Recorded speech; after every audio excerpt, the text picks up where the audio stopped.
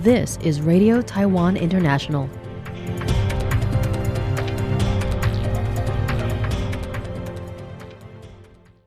Welcome to the news on Radio Taiwan International. I'm Amanda Stevens, coming to you from Taipei, Taiwan. We begin with a look at today's top stories for Tuesday, June 17th.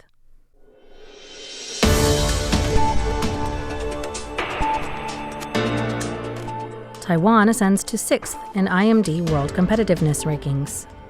TPP and KMT party leadership backs out of attending presidential security briefing. And the Coast Guard is seen as key to national security as China steps up maritime pressure. But first, today's top story. The International Institute for Management Development, or IMD, in Lausanne, Switzerland, released its 2025 World Competitiveness Yearbook on Tuesday, ranking Taiwan 6th among 69 evaluated economies. This marks a 2-spot rise from last year and Taiwan's best performance to date. Among the top 5 economies were Switzerland, Singapore, Hong Kong, Denmark, and the United Arab Emirates. Notably, Taiwan has ranked first for 5 consecutive years among economies with populations over 20 million. According to National Development Council Department of Economic Development Deputy Director Chen Mei-Tzu, Taiwan's economy grew strongly last year, achieving a growth rate of 4.84%.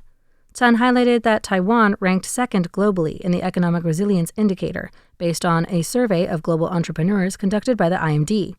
Furthermore, Taiwan placed 4th worldwide in economic complexity, a measure of the knowledge and technology embedded in its exports.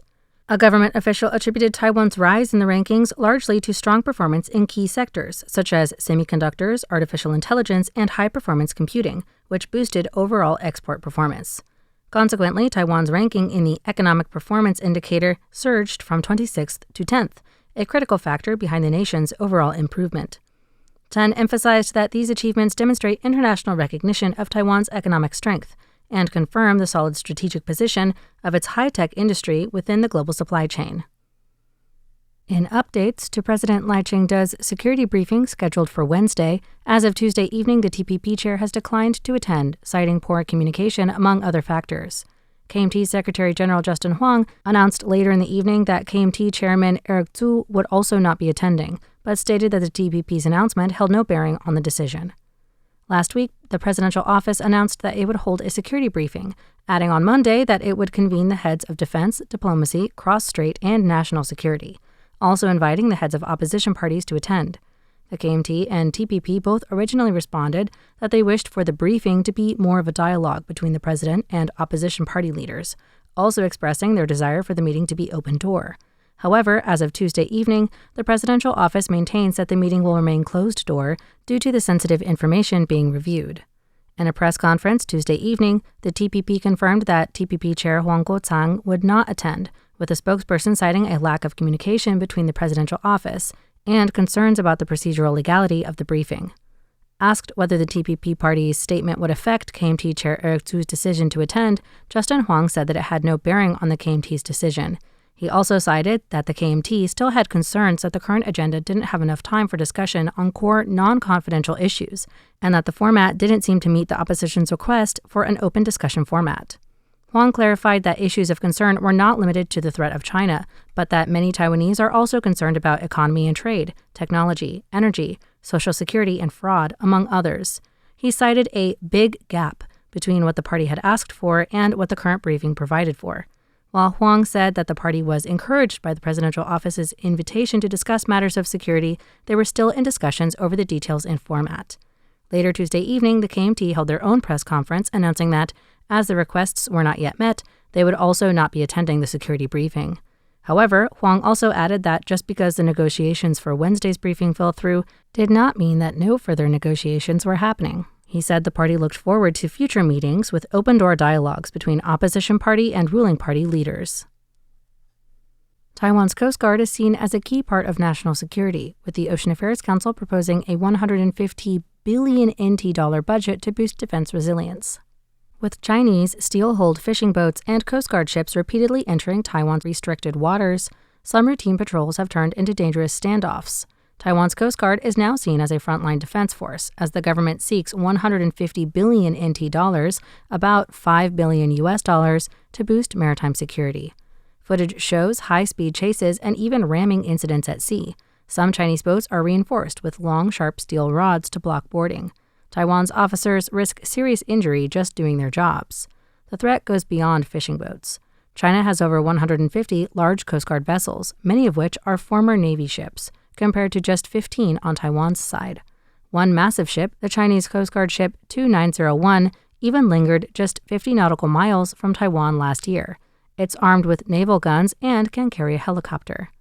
Officials warn Taiwan can't rely on manpower alone. The Coast Guard is already joining military drills and missile tests.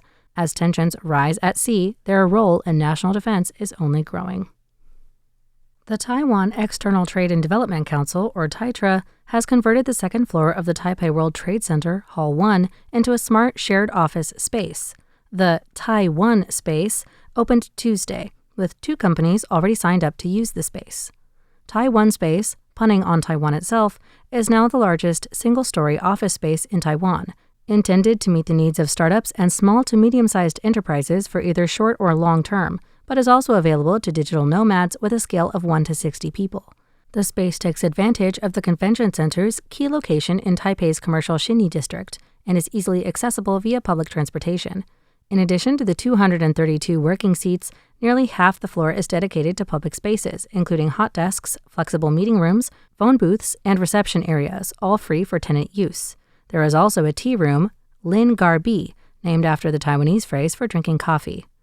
TAITRA Chairman James Huang says that the purpose of the space is twofold.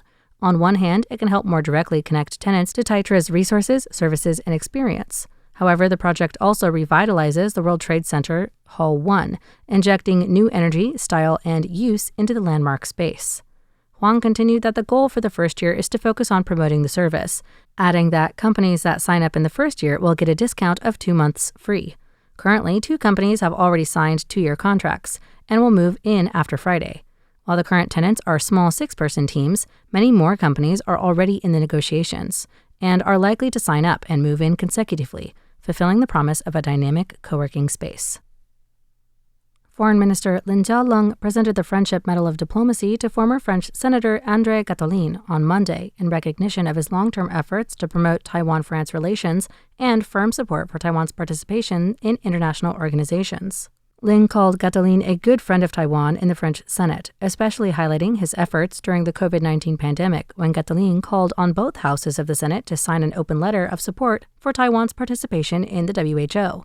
Not only did his actions lead to widespread recognition of Taiwan in France, but they also facilitated the first pro-Taiwan resolutions in both houses of the French Parliament in 2021.